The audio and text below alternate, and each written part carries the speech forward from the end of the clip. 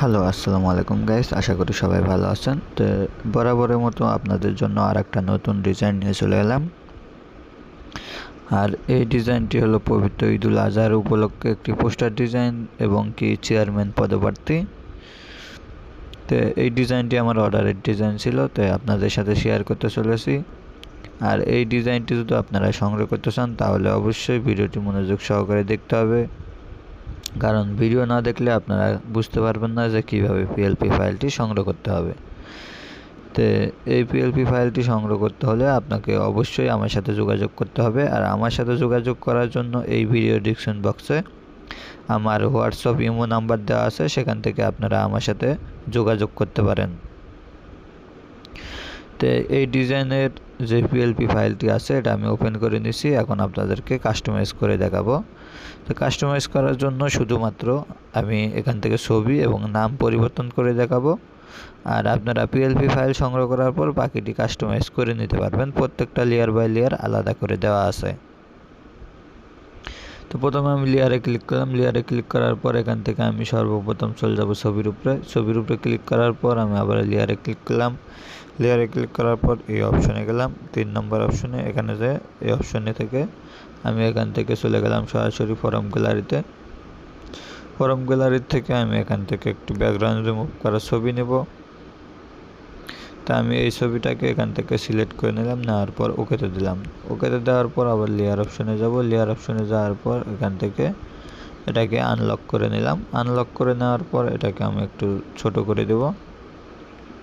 ওকে, ছোট করে দিলাম। ছোট করে দেওয়ার পর আমি আবার লেয়ারে ক্লিক করব। লেয়ারে ক্লিক করার পর ছবিটাকে লক করে এবং নামের উপরে ক্লিক করব। নামের উপরে ক্লিক করার পরে যে সাইডে যে পেন্সিল আইকন আছে, পেন্সিলের উপরে ক্লিক করব। পেন্সিলের উপরে ক্লিক করার পর এখান থেকে আমি নামটি লিখে দেব।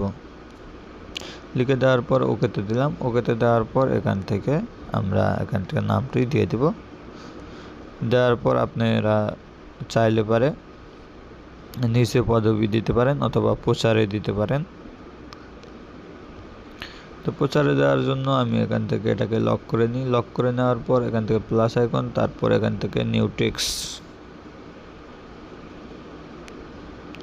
এই অপশনে যাব। এখান থেকে টেক্সট নেব। টেক্সট নেওয়ার পর এখান থেকে আমি নিচে দিয়ে গেলাম। নিচে দেওয়ার পর এখান থেকে প্রচারে 7 নং ওয়ার্ডের সর্বোচ্চ জনগণ। তো এখান থেকে আপনারা চাইলে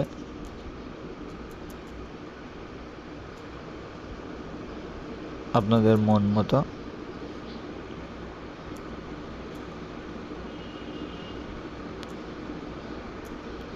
আপনারা এখান থেকে কাস্টমাইজ করে নেবেন। তো এখান থেকে নেওয়ার পর বড় করে দিলাম, দেওয়ার পর একটু ছোট করে এখানটায় বসিয়ে দিলাম। আপনারা চাইলে এরকম করে কাস্টমাইজ করে নিতে পারেন। আর এই পিএলপি ফাইলটি সংগ্রহ করতে হলে অবশ্যই আমার সাথে যোগাযোগ করতে হবে। আর পিএলপি ফাইলের প্রাইস হলো 100 টাকা। 100 টাকার বিনিময়ে আপনারা এই পিএলপি ফাইলটি সংগ্রহ করতে পারেন, অথবা যে কোনো ধরনের ডিজাইন আমার কাছ থেকে বানিয়ে নিতে পারেন শুধুমাত্র 100 টাকার বিনিময়ে। তো আজকের ভিডিও এই পর্যন্তই। আশা করি আপনারা ভিডিওটি দেখে বুঝতে পেরেছেন যে কিভাবে পিএলপি ফাইলটি সংগ্রহ করতে হবে। তো এই ডিজাইনটি কমপ্লিট হয়ে গেছে। ডিজাইনটি সেভ করার জন্য আমি সেভ অপশনে ক্লিক করলাম। সেভ অপশনে ক্লিক করার পর সেভ টু ইমেজে ক্লিক করব। সেভ টু ইমেজে ক্লিক করার পর এখান থেকে কাস্টম সাইজ দেওয়া আছে, আপনারা অবশ্যই এখান থেকে আলট্রা সিলেক্ট করবেন।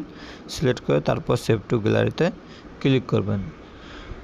অনেকে করে কি আলট্রা সিলেক্ট না করে সেভ করতে চায়, এজন্য পরে ওগুলো সাদা হয়ে যায়, সেভ হয় না। তাই আমি বলছি যারা ডিজাইনটি কমপ্লিট করার পর সেভ করতে চাচ্ছেন অবশ্যই আলট্রা সিলেক্ট করে সেভ করবেন।